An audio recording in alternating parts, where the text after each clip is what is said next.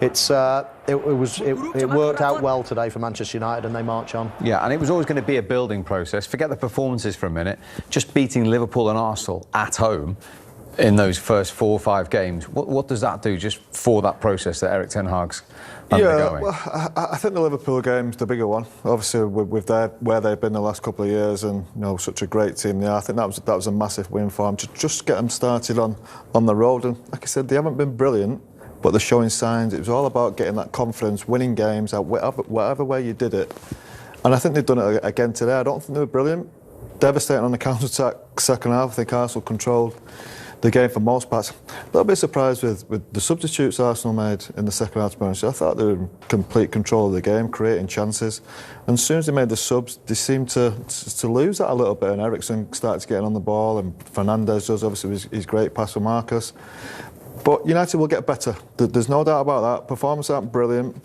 But in time to come, I think they'll get better and start winning a lot of games. OK, we have a lot of time to reflect and get all the reaction from that game at Old Trafford, of course. But the Premier League weekend is complete, and suffice to say, or if I say, it was full of talking points. That might be something of an understatement. It started with a 0-0, but it didn't tell its own story in the Merseyside derby between Everton and Liverpool. 5-star show from Brentford. So many talking points. West Ham furious, but Chelsea won the game at Stamford Bridge. Newcastle equally furious to only get a point after their goal ruled out against Crystal Palace. Nottingham Forest were 2 up and lost 3-2 at home to Bournemouth. Spurs unbeaten in 12 Premier League games now after overcoming Fulham by 2-1. First win in 13 league games for Wolves by 1-0 against Southampton. And Manchester City just taking a point. Aston Villa stopping the rot with a draw against the champions. And earlier today, Leicester rock bottom, 7 games in, 1 point on the board. 5-star show from Brighton, the first time in their history that they've scored 5 goals in the English top flight. And we have just watched Manchester United beat Arsenal by 3-1. So as I say, look away now, Leicester fans. It's not getting any brighter. 1 point, as I say, 5 defeats, and Nottingham Forest and West Ham, the other 2 teams, currently 6 games in the bottom 3. The 3 points for Manchester United nudged them up to 5th. They're a point behind Brighton, who won earlier today, who themselves trail Manchester City and Spurs by only a point. Arsenal are still top of the tree. They're a point clear, but that 100% record has gone.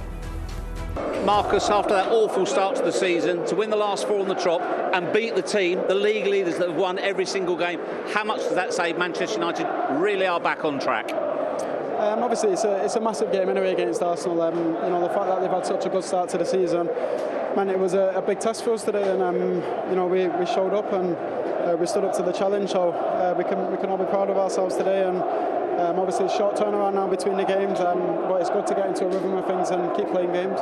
Just how stiff was that challenge today? It was tough. They're a good team. They know the principles of plays, and they're very good at it. They're a good possession-based team.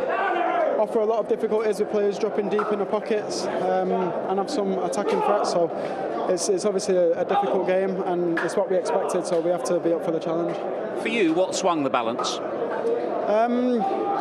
To be honest, I thought it was an even game. I think there was big spaces in the first half. We didn't manage to exploit them, but the game was fairly even. In the second half, we managed to exploit the spaces, and that's what made the difference. We had to try and do that a little bit more and look for that a little bit more in the first half. But we're pleased that it came in the second half, and we could do good things with the space that we've seen. Talk about the space as a striker. Were you comfortable when Arsenal had a lot of possession? Were you always confident you would get an opportunity on the counter, particularly when you've got players like Eriksen and Fernandes feeding you? Yeah, listen, we've got some excellent passes of the ball, and as long as we make 3, 4, 5 runs, we're going to get the ball basically. So we might not get it the first couple of times, but we have to keep going for 90 minutes, and it's tough. And yeah, we have to try and give them possession in spaces where they can't hurt us, because like I said before, they're a very dangerous team. We tried to give the ball at the back and let them have a little bit of time there, and then try and press and close them on one side. But as you can see, there's a couple of times today that they got through the press, and they are electric when they get going. So yeah, it's really important for us to keep going. And yeah, like you said, when them players are on the ball, Bruno, Chris, it's important to make runs and give them options. And yeah, we managed to do that today. Was it a throwback for you 6 years ago? 2 goals for you against Arsenal? Yeah, it's been a long time that not scored against Arsenal, so I didn't realise it had been that long until before the game. So yeah, it was something that I was looking to do this year, and yeah, I'm happy that I managed to get the goals. As well as the points, what do you take out of today? Togetherness is the big thing for me. We win. You only win these types of games when you're within a team. I think we've shown in the last few games, being 1-0 up, that we can see a game out. But we had to be a team to be more ruthless really and get more goals. We got 2 more goals in the second half, and we could have had a couple more as well. So definitely something to work on, something to build on, and yeah, we're looking forward to the next game. And what does it mean to you personally to see the goals going in once again? Yeah, it's a great feeling. You do miss it as a player, and I'm just hoping I can stay fit, stay healthy, and keep putting performances out like that. Great stuff. Well done today, Marcus. Thank you. Because Rashford talking about the service he was getting there and some sublime balls. One of those, of course, was from the captain, Bruno Fernandes, who we can talk live to now at Old Trafford. Bruno, thanks for joining us. Well done. Congratulations. How significant a win does that feel? Hello, everyone. Thank you very much. Obviously, a big win. Arsenal is being really, really good this season. Obviously, we knew that it's a great game for us to win. Everyone was expecting a different result, probably. But we did what we have to do. We did our job. We did it great. As Marcus said, togetherness today was key. It's been key in the last wins, and has to keep it the same way. Brilliant moment for Antony on his first experience of Old Trafford. You were involved in the build-up to that goal as well. Yeah. Everyone knows what we can expect from Antony. We know he's still a really young player. He has to adapt to the Premier League. But anyway, we know what we can expect from him. We know that he has qualities. We know that he will give us goals, assists, and some tricks too. Lovely finish today, wasn't it? Yeah, it was from everyone, I think. Obviously, it was something that we've been missing in the last few games, scoring more than 1 goal. Today we get it 3. We're really happy for the lads that scored today, but we know that everyone here has the capability to score goals, and we hope that we can score many more goals. Hi Bruno, Paul Scholes, well done again. Thank you very much, Paul. It looks like we're really set up to be a counter-attacking team with so much pace going forward. Is that something you're enjoying being involved in? Of course, for me it's something amazing. Obviously, when you get space behind with these kind of players, they have pace. It's about eating the grass, not even eat the players. So you can see in the goal that Marcus scored, and even with Christian, that is not the fastest player, but he has the right timing on the run. It's easy for us that we played the long balls. Obviously, I know that sometimes I will probably miss the pass like I did in the first half. I had the chance to put Marcus 1v1 with the keeper and I missed it, but I did it in the second half, and he gets his goal. So I'm really happy for that. But as I said, with these kind of players, it's really easy to make the passes.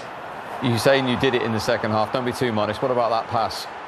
It's something Marcus knows. Marcus knows that every time I get on the ball, he has to go in the space. I will try to feed my players every time, and he knows. I told him many times, Marcus, I don't care if I miss 10 passes. If the next one is right for you, I know that you will score. So let the blame stay on me, and you focus on when you get the pass, score the goal.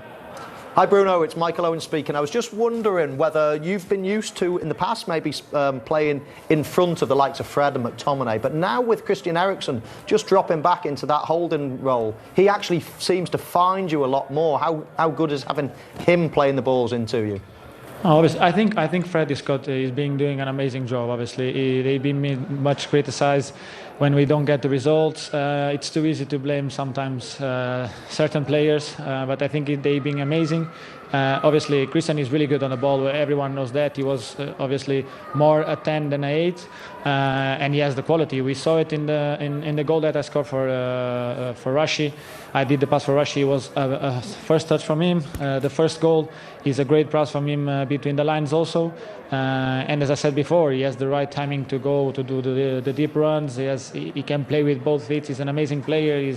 He showed that at Tottenham.